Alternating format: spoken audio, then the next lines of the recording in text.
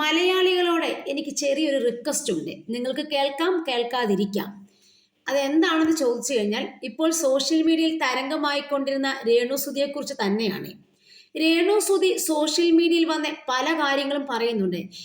തികച്ചും പേഴ്സണൽ കാര്യങ്ങൾ മൊത്തം ഇപ്പം സോഷ്യൽ മീഡിയ മൊത്തം അറിഞ്ഞു കഴിഞ്ഞു. അവരുടെ കുടുംബക്കാര്യങ്ങളാന്ന് പറഞ്ഞാലും ഇനി അറിയാൻ വല്ലതും ഉണ്ടോ നമുക്കറിയത്തില്ല കേട്ടോ. അവരുടെ വീട്ടിൽ നടക്കുന്ന എല്ലാ സംഭവങ്ങളും ഇന്ന് സോഷ്യൽ മീഡിയയിൽ ഉണ്ട്, എടുത്ത് നോക്കിക്കഴിഞ്ഞാൽ. അപ്പം നമുക്ക് പ്രത്യേകിച്ച് ആ സുധിയെക്കുറിച്ചാണെങ്കിൽ സുധിയെക്കുറിച്ച് പറഞ്ഞ് കേട്ട് കേട്ട് കേട്ട് നമുക്ക് എല്ലാവർക്കും ഭയങ്കര ബുദ്ധിമുട്ടായി തുടങ്ങി. ഇതെന്താണ് ഇതിങ്ങനെ? നമ്മുടെ നാട്ടിൽ എത്രയോ പേർക്ക് എത്രയോ കലാകാരന്മാരുണ്ടായിരുന്നു. ഈ കലാകാരന്മാരുടെ ഭാര്യമാരൊക്കെ ഇങ്ങനെയാണോ കിടന്ന് കളിച്ചത്? എത്രയോ എത്രയോ നല്ല നല്ല പ്രഗത്ഭരായ ശ്രുതിയെക്കാട്ടിലും 10 മടങ്ങ് കഴിവുള്ള പ്രഗത്ഭരായ കലാകാരന്മാർ വിട വാങ്ങിയിട്ടും അവരുടെ വീട്ടിലുള്ള ആരും വന്ന് ഇങ്ങനെ സോഷ്യൽ മീഡിയയിൽ വന്ന് ഇങ്ങനെ ഒന്നും കിടന്ന് കളിച്ചിട്ടില്ല.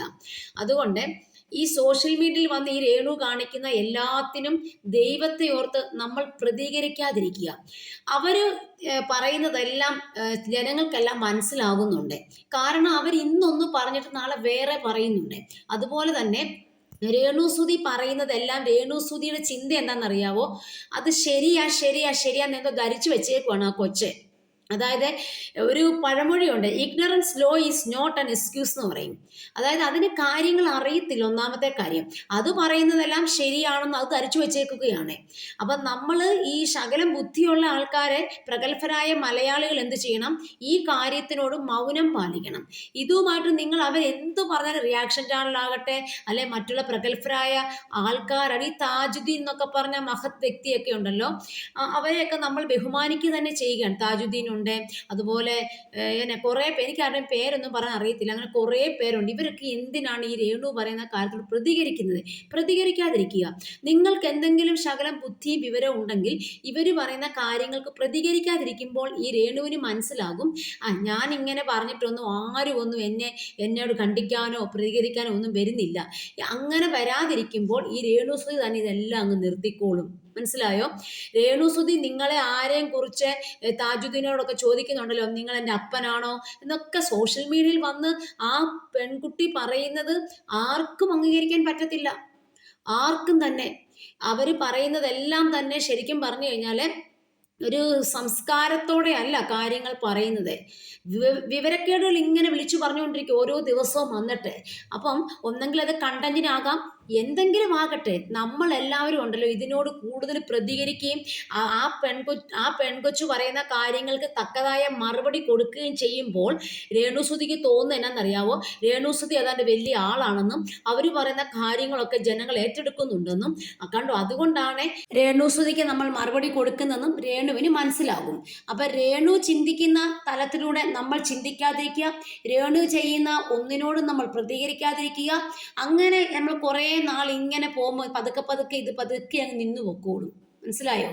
ഇത് രേണു ഒന്ന് പറയും, റിയാക്ഷൻ ചാനൽ വേറൊന്നിടും, അപ്പുറത്തുനിന്ന് വേറെ വരും. ഇപ്പൊ ഈ താജുദ്ദീൻ എന്ന് പറഞ്ഞ ആളാന്ന് പറഞ്ഞാലും, അതുപോലെ തന്നെ നമ്മുടെ ഫാദർ നോബിള്, പിന്നെ ഫിറോസിക്ക, പിന്നെ നമ്മുടെ ഷാജൻ സാർ, ഇവരെല്ലാം രേണു ഇപ്പോൾ സോഷ്യൽ മീഡിയയിൽ വന്ന് അവഹേളിച്ചിട്ടുണ്ടല്ലോ. പക്ഷെ ഇതിനൊന്നും നിങ്ങൾ ആരും മൗനം പാലിക്കുകയാണ് ഏറ്റവും നല്ലത്. അവരോട് ഇനി നമ്മൾ ഒന്നും പറഞ്ഞിട്ട് കാര്യമില്ല. ഈ താജുദ്ദീൻ ചേട്ടനോട് എനിക്കൊരു കാര്യം പറയാനുണ്ട്, റിക്വസ്റ്റാ കേട്ടോ. താജുദ്ദീൻ ചേട്ടാ, നിങ്ങൾ ഒന്നിനും പ്രതികരിക്കാതിരിക്കുക. ഈ രേണുസുതി പറയുന്ന ഒന്നും ആർക്കും വിശ്വാസമൊന്നുമില്ല. മനസ്സിലായി? നിങ്ങൾ വർഷങ്ങളായിട്ട് സുധിയുടെ ഫ്രണ്ട്സ് ആയിരുന്നു. അപ്പോൾ നിങ്ങൾ പറയുന്നത് മാത്രമേ ജനങ്ങൾ വിശ്വസിക്കത്തുള്ളൂ. ഇവർ പറയുന്ന ഒന്നും ആരും വിശ്വസിക്കാനൊന്നും പോകുന്നില്ല. പിന്നെ നമ്മൾ മോഹൻലാലിനെ കണ്ടുപഠിച്ചേ. മോഹൻലാൽ എല്ലാത്തിനും മൗനം പാലിക്കുന്നു. അത് വലിയൊരു ഉദാഹരണമാണ്. എന്തുകൊണ്ട് അദ്ദേഹത്തിനെതിരെ എന്തുമാത്രം വിമർശനങ്ങൾ ഉയർന്നിട്ടും വളരെ സൈലന്റ് ആയിട്ട് പോകുന്നത് എന്താണ്? അതാണ് അദ്ദേഹം ചെയ്യുന്ന കാര്യം. രേണുസുതി വന്ന് എന്ത് കോപ്രായം പറയട്ടെ, നമ്മൾ മിണ്ടാതിരിക്കുക. ഈ പെൺകുട്ടിക്ക് വേറെ ഒരു പണിയിൽ. ഈ പെൺകുട്ടി ഈ സോഷ്യൽ മീഡിയയിൽ വന്ന് കാണിക്കുന്നത് ഒരു ജോലിയാണ്. ഇതൊക്കെയാണോ ജോലി? ഡെയിലി അവരുടെ വീട്ടിലെ കാര്യങ്ങൾ, അവരുടെ മൊത്തം കാര്യങ്ങൾ ചുമ്മാ ഇങ്ങനെ റീല് പോലെ ഇടുക, പറയുക. ഇതൊക്കെ ആരംഗീകരിക്കണം? ഇതെന്താണ് ഈ കാണിക്കുന്നതെന്ന് പോലും നമുക്കറിയത്തില്ല. ഫാദർ നോബിൾ പറഞ്ഞതൊക്കെ എന്തൊക്കെ കോപ്രായങ്ങളോ കാണിച്ചു പോകുന്നുണ്ട്.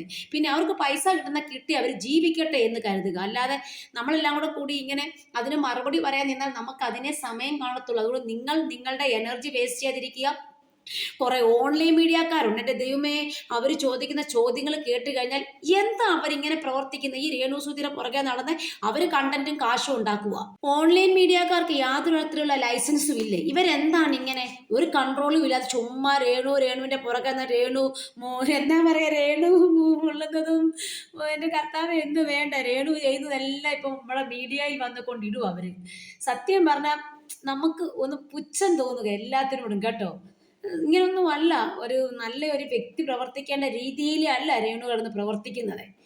ശരിക്കും ആ കൊച്ചു വളർന്നു വരുമ്പോൾ ശരിക്കും പറഞ്ഞാൽ നമുക്ക് അതിനോട് പോലും പാവപ്പെട്ട കുട്ടികൾ അവരെന്ത് തെറ്റ് ചെയ്തെന്ന് നമുക്കറിയത്തില്ല. അവരുടെ മുന്നിൽ ഇവര് കാണിക്കുന്നതൊക്കെ ആർക്ക് ഇഷ്ടപ്പെടാനാ? അതുകൊണ്ട് എനിക്ക് നമ്മുടെ ഈ ചേട്ടന്മാരോട് എല്ലാവരോടും പറയാനുള്ളത്, ഈ താജുദ്ദീനോടും ഫിറോസിക്കയോടും എല്ലാവരോടും പറയാം, നിങ്ങൾ ഒരിക്കലും നിങ്ങൾ പ്രതികരിക്കരുത്. നിങ്ങൾ അതിന് മൗനം പാലിച്ചാൽ ഇവള് തന്നെത്താനെ എല്ലാം നിർത്തി പൊക്കോളും. ഈ രേണുവിന് എന്ന് സ്വയംബോധം ഉണ്ടാകുന്നു അന്ന് രേണു സ്വയം എല്ലാം നിർത്തും.